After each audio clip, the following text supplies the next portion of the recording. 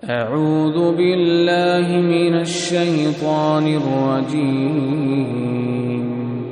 بسم الله الرحمن الرحيم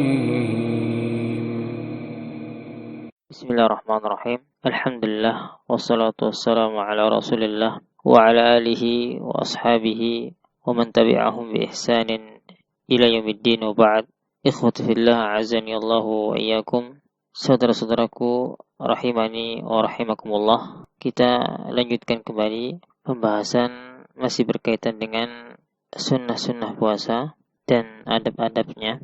Yang berikutnya di antara sunnah-sunnah puasa yaitu meninggalkan apa-apa yang diharamkan dalam syariat dan menyibukkan diri dengan ketaatan. Seorang yang berpuasa hendaklah menjauhi maksiat, karena maksiat bisa merusak nilai pahala seseorang dan juga bisa mengurangi pahala puasanya.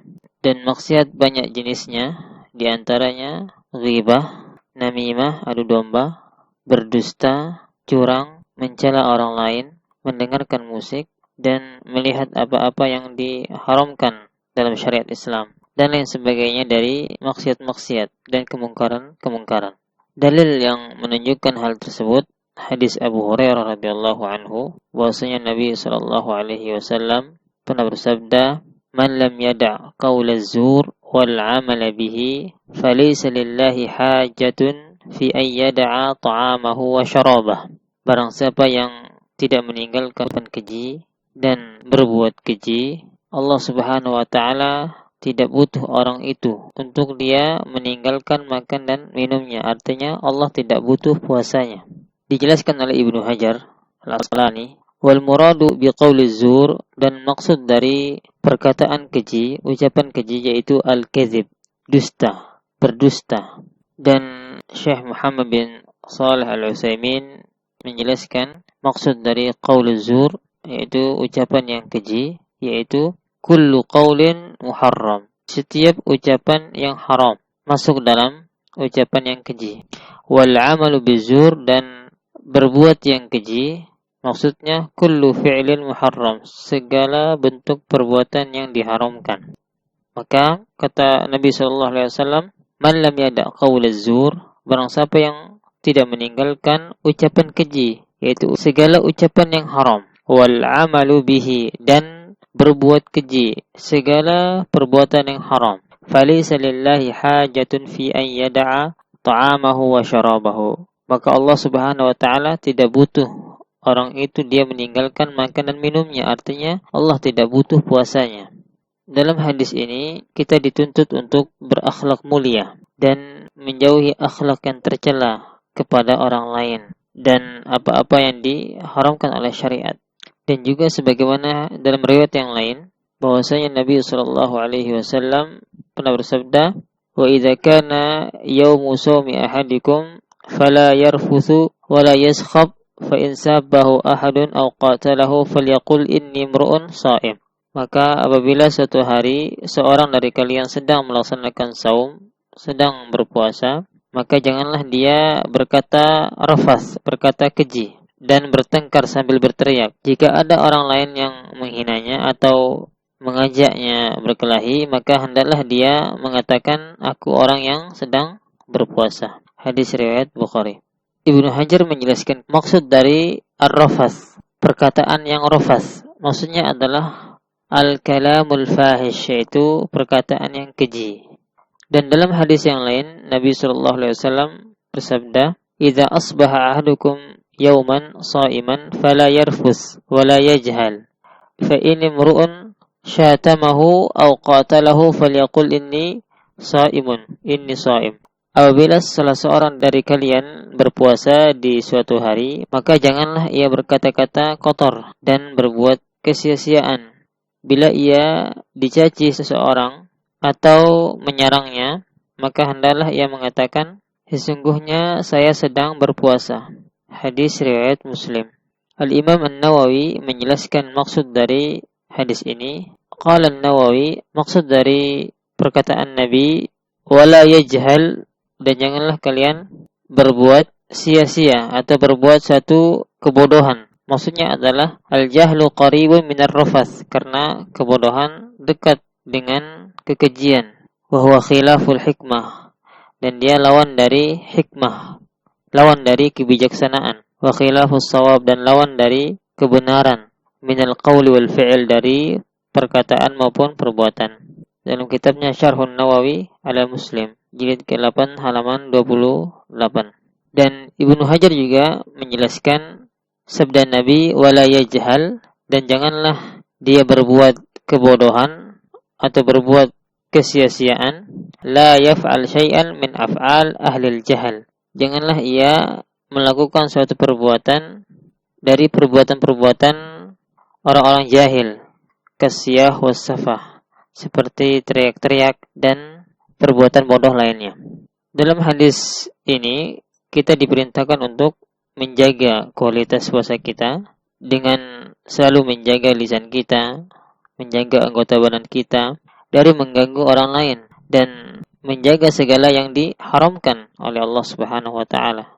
Kemudian kita sibukkan diri kita dengan berbagai macam ketaatan dan amal soleh, seperti sholat sunnah, membaca Al-Quran, berzikir, berdoa, berinfak, memberikan bukaan untuk takjil kepada orang lain, dan lain sebagainya dari ketaatan dan amal soleh. Kemudian di antara sunnah-sunnah puasa yaitu atau adab-adab orang yang berpuasa, jika ada orang yang menghina atau mencela kita, maka hendaklah mengatakan aku lagi berpuasa. Ini sebagaimana hadis dari Abu Hurairah radhiyallahu anhu, Nabi sallallahu alaihi wasallam bersabda, "Wa idza kana yaumu shaumi ahadikum fala yarfuth wa la yaskhab, fa in sabbahu ahadun aw qatalahu falyaqul inni mru'un shaim." Maka apabila suatu hari seseorang dari kalian sedang melaksanakan puasa, sedang berpuasa, maka janganlah dia berkata rafas, berkata keji, dan bertengkar sambil berteriak. Jika ada orang lain yang menghinanya atau mengajaknya untuk berkelahi, maka hendaklah dia mengatakan aku sedang berpuasa. Hadis riwayat Bukhari. Berikutnya, di antara adab-adab orang yang berpuasa, yaitu jika ada yang mengundang kita dan kita dalam keadaan berpuasa, maka hendaklah mengatakan saya lagi berpuasa, baik itu keadaan berpuasa wajib atau puasa sunnah. Kemudian setelah itu mendoakan kebaikan kepada yang mengajak makan. Dan jika merasa tidak enakan pada yang mengajak, maka boleh baginya untuk berbuka. Dan ini jika ia lagi berpuasa sunnah.